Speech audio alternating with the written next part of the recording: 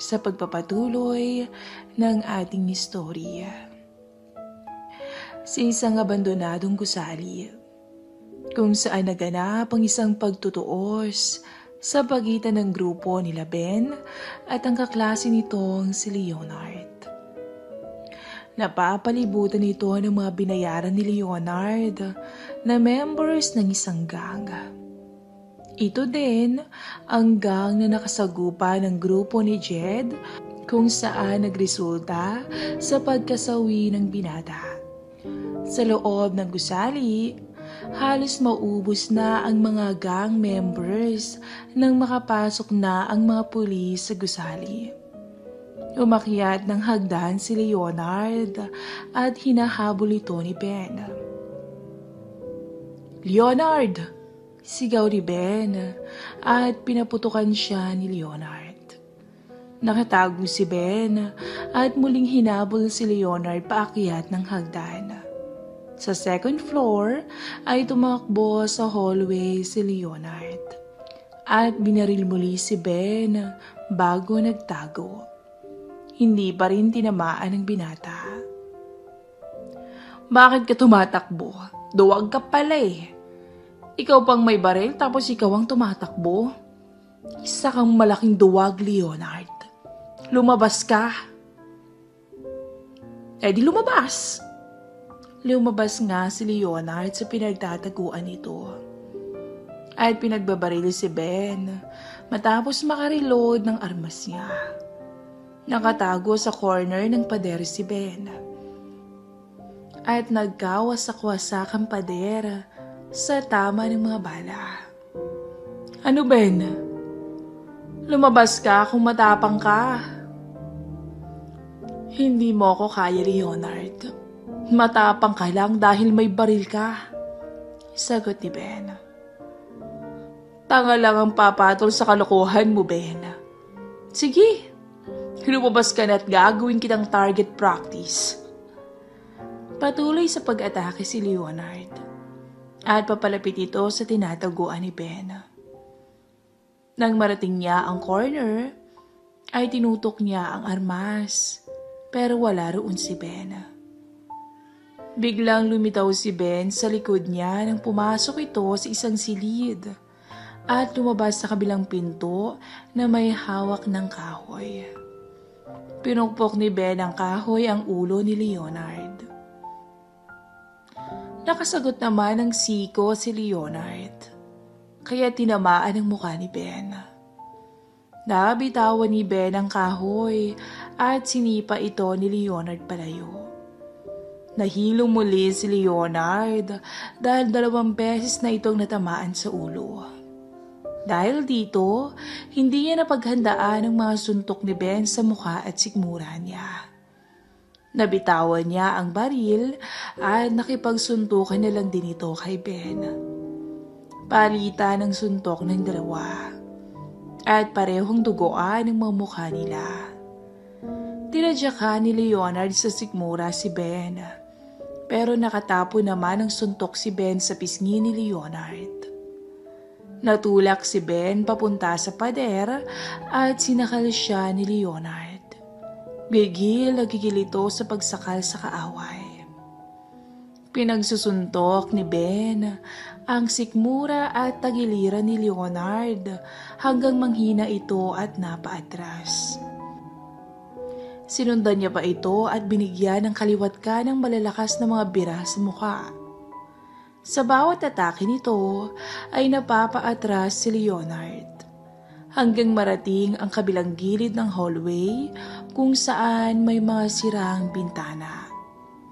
Tinuloy ni Ben ang mga pag-atake hanggang marating nila ang bintanang bukas, pero bago pa matulak si Leonard palabas ay hinawakan nito ang mukha ni Ben at tinusok ang kanang mata ng binata. Napasigaw si Ben at bumaliktad ang kanilang pwesto. Si Ben naman ang nakasandal sa bintana at sinakalito ni Leonard, sabay tulak sa kanya para mahulog ito mula sa second floor. "Huwag mo nang labanan, Ben. Huwag mo nang labanan," Ito na ang katapusan mo, wika ni Leonard, at nalalasap na nito ang sarap ng tagumpay. Malapit nang mahulog si Ben sa bintana, nang biglang may bumaril kay Leonard at tinamaan ito sa ulo. Bumagsak si Leonard sa sahig at nakita ni Ben si Karen na may hawak na baril. Hingal si Ben at nilapitan nito ni Karen. Tinulungan nito ang kaibigang sugatan. "Kaya mo ba?" tanong ni Karen. Tumango si Ben at tinulungan siyang maglakad ni Karen. Pagkalabas ng tatlo ay nakita nila ang naiwang resulta ng labanan sa pagitan ng mga gang members at ng mga pulis. Marami ang nasawi na gang members pero ang iba ay sumuko na lang.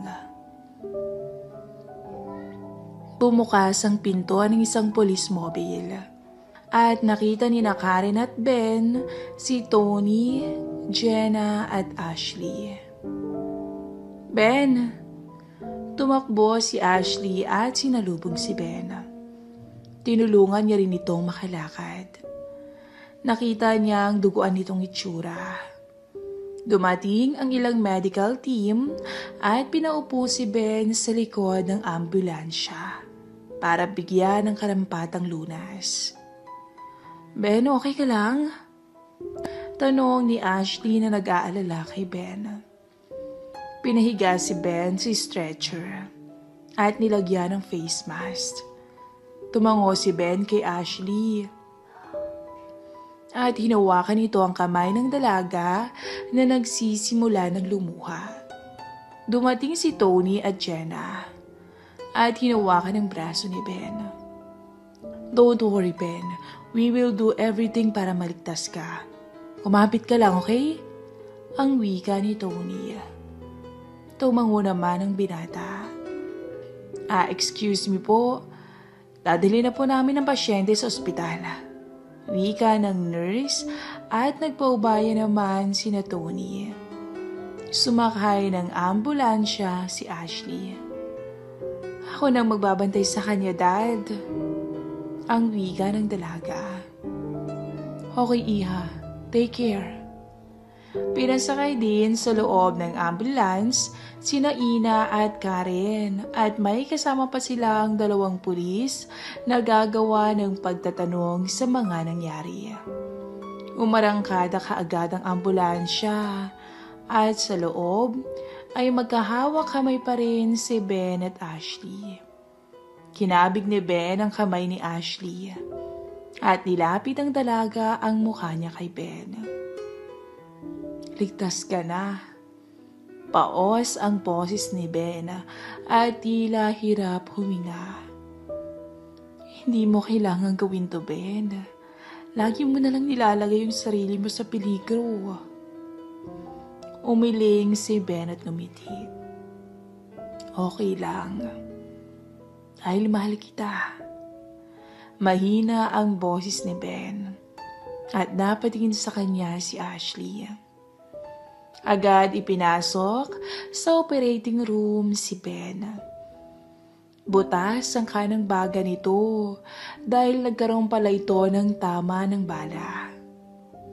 Hirap nang huminga si Ben dahil nagsisimula ng mag-collapse ang baga niya. At mas lumala ito dahil sa pakikipaglaban niya kay Leonard. Nasa labas ng operating room si Ashley at naghihintay. Dinala naman sa emergency room sina Ina at Karen dahil sa mga pinsala at mga sugat na tinamo nila. Nagkatinginan ng dalawa. "Salamat," wika ni Karen kay Ina. Tahimik na tumango si Ina. Dumating ang mga pulis at nagsimula ang pagkuha nila ng salaysay. Humabol na rin si Tony at Jenna sa ospital at si Tony mismo ang nakipag-usap sa surgeon matapos ang operation. Tulog si Ben sa recovery room. nang silurepan siya ni Ashley sa isang glass panel window. Niyakap siya ni Jenna at hinalikan sa noo. Ilang sandali pa ay dumating din si Cyrus at dito na napaiyak si Ashley. Niyakap siya ni Cyrus at pinatahan. Sa dinami-dami ng pinagdaanan nila, ay pinakita muli ni Ben ang kanyang tapang para lang maprotektahan si Ashley at ang mga kaibigan niya. Nagising si Ben at nasa isang private room na siya. May nakakabit na tubo sa ilong niya at may swero din sa braso niya. Nasa tabi niya si Cyrus at nanunood ng TV. Nakita siya ni Cyrus na gising. "Kuya? Nurse, gising na si Kuya Ben," tawag ni Cyrus. At dumating ang nurse at agad kumuha ng vital signs. "Mr. Ben Sandoval, kumusta po ang lagay niyo?"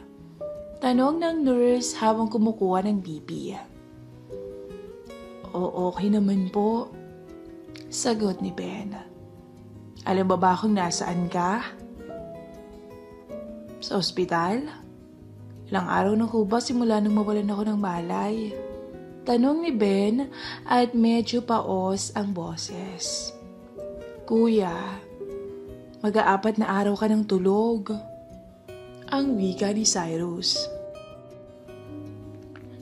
Dumating ang doktor at ineksamin ang lagay ng may malay ng si Ben. "So far, okay naman ang level of consciousness mo, Mr. Sandoval. For now, idadaan ka muna namin ng ilang love test. Kaya ang masasabi ko muna sa'yo ay magpahinga ka. Subukan din natin kung kaya mo lang lumunok para hindi ka na kumakain sa tubo," paliwanag ng doktora. Nagpasalamat si Ben at umalis ang doktor para gumawa ng order. "Siguradong matutuwa si na ate nito." "Dito ka muna kuya, tatawagan ko lang si ate." Excited na wika ni Cyrus. Ngumiti si Ben at lumabas na ng silid si Cyrus. Pumasok naman ang isang magandang nurse at kumuha ulit ng bagong vital signs sa binata. Napansin ni Ben na nakangiti ito sa kanya. Ngumiti din si Ben pero napansin niyang napakagatlabi ang nurse. Nagtataka man ay hindi na nito binigyan ng kulay ang kanyang nakita. Ilang sandali pa ay bumalik si Cyrus na nakangiti at dala ang cellphone. "Kuya, si ate gusto ko lang kausapin." Inabot ni Ben ang cellphone kay Cyrus. "Hello Ashley." "Ben, natutuwa ako at gising ka na. Salamat sa Diyos. Kumusta ng kalagayan mo?" Baka sa boses ni Ashley ang ngiti at tuwa. "Eto, medyo mahina pa.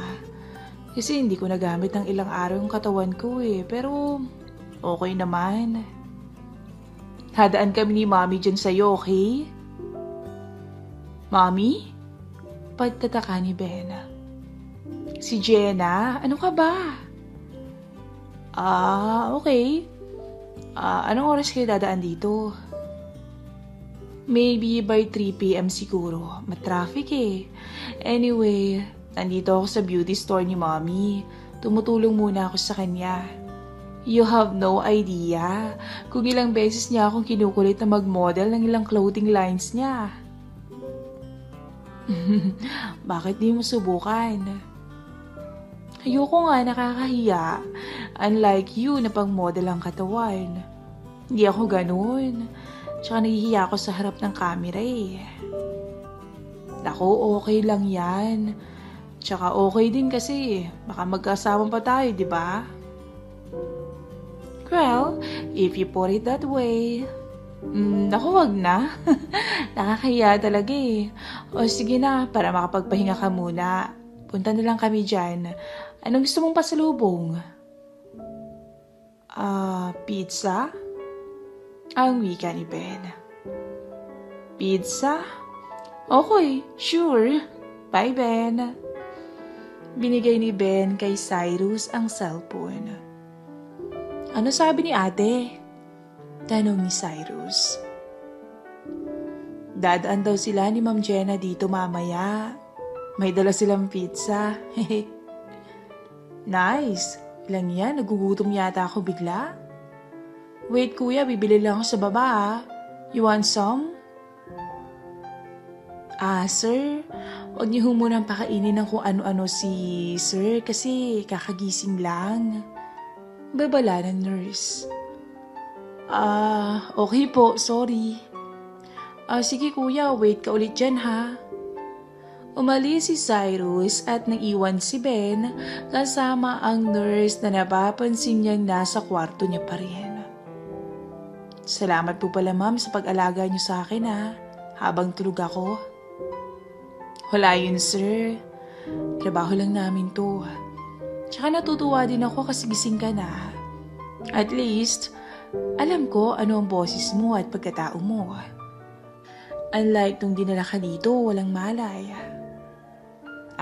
Oo. Buti nga nagising pa ako eh. Sagot ni Ben. Inooperahan po kasi kayo kaya pinatulog kayo. Kaso parang nagkaroon ng komplikasyon. Kaya medyo natagalan ang pagkakagising niyo. Sabihin niyo lang sa akin kung may nararamdaman kayong kakaiba ha. Sige sir, alis na po ako. Sige po, salamat. Pagbalik ni Cyrus, ay tinanong nito ang binata kung sino ang nurse at napaka-friendly sa kanya. Si Ate Mabel yun. Balita ko nga may crush daw sa'yo yun eh. Ha? Paano nagka-crush? Ngayon lang ako napunta dito sa ospital na to. Sagot ni Ben.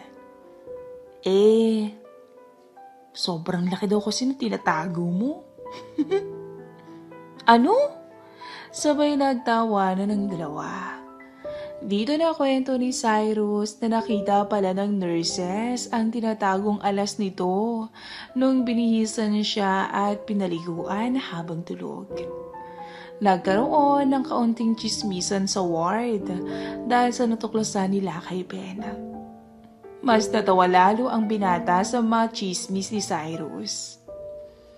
Ilang oras ang nakalipas at dumating si Jenna at Ashley. Agad niyapos ng dalaga si Ben habang nakangiti naman si Jenna na nasa pinto. Iiwan ko muna kayong dalawa dyan. See you later, Ben. Cyrus, let's go. Ang wika ni Jenna. Nagpaalam ang dalawa at lumabas muna ng kwarto. Umupo si Ashley sa tabi ni Ben. Nilapag nito ang pizza sa isang lamesa. Pwede ka na ba kumain? Tanong ni Ashley. Oo, nakautot na ako kanina eh. Yuck! Ben naman. Kamusta ka naman, Ash? Tinutulungan ko muna si Mommy this past few days. Somehow, ang bilis ng pagkakasundo namin. Yung dating ilangan ay nawala na. Tsaka plano ni Dad na i-transfer ako next sem. Kaya baka tumigil muna ako. Siguro para makaiwas na rin sa trouble na nangyari sa atin. Alam mo na. Siguro nga, mas okay yan para mas safe ka. Pero ngayong wala na si Leonard, wala na rin pwedeng gumawa ng masama sa'yo. Ikaw, Ben, anong plano mo ngayon? Gusto ko sanang ituloy yung pag-aaral ko eh. Gusto ko talaga makapagtapos at maging isang ganap na pulis. Pero dahil sa mga nangyari, naisip ko na hindi na lang. Siguro mag-a-apply na lang ako ng trabaho ulit. So far, malaki naman yung kita ko as model. So baka i-career ko na rin yun. At least may option ako, di ba? Ganun ba? Sayang naman kung hindi ka magtatapos. Nasimulan mo na eh. Nakakahiya na kasi kay Sir Tony. Siya yung nagpapaaral sa akin eh. Ben, wala kang dapat ikahiya. Ang dami mo na ring nagawa para sa amin. Sa akin. Kakalimutan mo na lang ba yung mga yun? Hindi naman sa ganoon. Gusto ko lang din siguro na bigyan ang sarili ko ng distansya. Distansya saan? Tumingin si Ben kay Ashley at agad napansin ng dalaga na siya ang dahilan. Bakit ka didistansya sa akin? Wala naman akong sakit Ash, ang dami mong pinagdaan ng hirap at gulo dahil sa akin. Hindi mo kasalanan yun, Ben. Come on, don't be stupid. Masama ang ugali nila at hindi mo kontrolado ang mga yan. Marami akong kasalanan dapat pagbayarin, Ash. Hindi ko ito kayang sabihin sa'yo pero sadyang nahihirapan akong ibalanse ang lahat. Kaya sa tingin ko, mas mabuti na rin siguro na magpakalayo-layo na rin ako. Ayaw man aminin ni Ben, nasasaktan ito sa plano niya. Pero naisip nitong para na niyang niloloko si Ashley dahil sa lihim na nangyayari sa kanila ni Jenna at ang iba pang babae na dumaan sa buhay niya. Naisip nitong napakarumi na ng pagkatao niya at ayaw nitong madungisa ng babaeng katulad ni Ashley.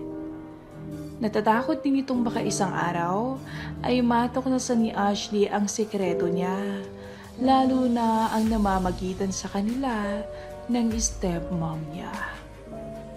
Kung ano man ang mga kasalanan mo, Ben, I'm sure meron din namang kabayaran yan. At sa dami ng dinaanan natin, I think sapat na yun para mabawi mo ang lahat ng nagawa mong mali. You sacrifice so much. Tsaka, ayoko na malayo ka rin sa akin. Iniwan na ako ni Jed. Tapos ikaw, iiwan mo din pala ako. Napatingin si Ben kay Ashley. Hindi kita iiwan, Ash. Di-distansya lang ako. Pero hindi ibig sabihin na iiwan at kakalimutan na kita. Iyan ang bagay na hindi ko kayang gawin sa'yo kasi... Natigilan si Ben. Tumingin si Ashley ng diretso sa binata. Kasi ano? Tanong ng dalaga pero hindi na sumagot si Ben. Mabilis ang kaba ni Ben sa mabilis na tanong ni Ashley. Nanahimik ito kaagad at napaatras sa sasabihin. Ben, naalala mo ba yung sinabi mo sa akin nung nasa loob tayo ng ambulansya? Napaisip ang binata at alam nito ang tinutukoy ni Ashley. Ito ang moment kung saan umamin siyang mahal niya ang dalaga. Napatingin na lang siya sa mukha ni Ashley. Tumango si Ben at hinawakan ni Ashley ang kamay niya. Ngumiti ang dalaga. Ako rin, Ben. Pag-amin ng dalaga at parang tumalo ng puso ni Ben sa sagot ni Ashley. Ha? Ibig sabihin... Oo, Ben. Ako rin. Matagal kong iniisip ito at naramdaman kong totoo to. Mahal din kita, Ben. Kaya sana kung okay lang sa'yo, huwag ka nang lumayo pa. Dahil mahirap para sa akin na mawala ka sa tabi ko. Napaluha si Ben ang hindi sinasadya. Ipinatong nito sa kamay ni Ashley ang kamay niya. Natutuwa ito sa pag-amin ni Ashley sa tunay nitong nararamdaman para sa kanya. Subalit sadyang mapaglaro ang tadhana. dahil hindi niya magawang ibigay ang lahat kay Ashley. Dahil na rin sa napakalaking lihim niya sa piling ni Jenna. Lalo pa ngayong nagkakamabutihan na si Ashley at ang stepmother niya. Pwedeng masira sa isang iglap ang lahat kapag malaman ni Ashley ang lahat. At pwede din itong maging mitya para hindi niya na makausap si Ashley. Ash, bigyan mo lang ako ng pagkakataon. Pinapangako ko sa'yo. Babalik ako. Kailangan ko lang itong gawin para din sa atin. Alam kong medyo magulo to para sa'yo pero trust me, Ash. Kailangan ko itong gawin para sa ikakapanatag ng puso at isipan ko. Sandaling natahimik ang dalawa. At malungkot si Ashley na tumango. Napapuntong hininga ito at tinignan ang mga mata ni Ben. Desidido si Ben sa kanyang gagawin. Ipangako mong babalik ka sa akin, Ben. Kung hindi kita patatawarin. Pangako, Ashley. Pangako. Dito naglapit ang kanilang mga mukha. At isang matamis na halik ang binigay nila sa isa't isa. Isang halik na tila nagpabilis ng kanilang mga puso. Ang mga pusong nagmamahalan na handang gawin ang lahat para sa isa't isa. Abangan po natin ang last part ng ating story. Hanggang sa muli.